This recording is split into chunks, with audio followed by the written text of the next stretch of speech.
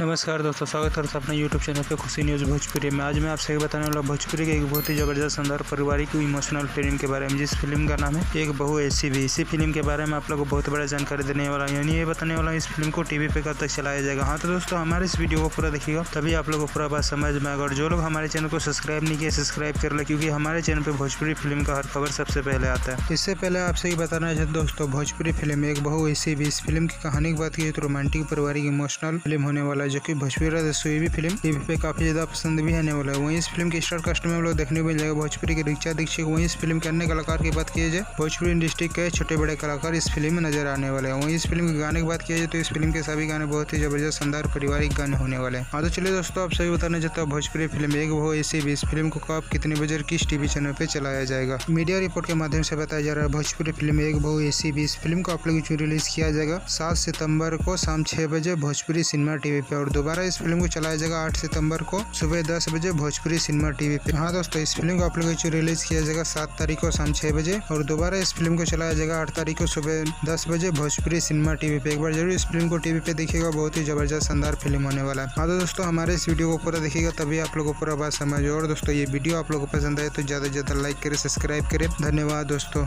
Television premier में देखें एक बहू ऐसी भी 7 सितंबर शनिवार शाम 6 बजे भोजपुरी सिनेमा पर।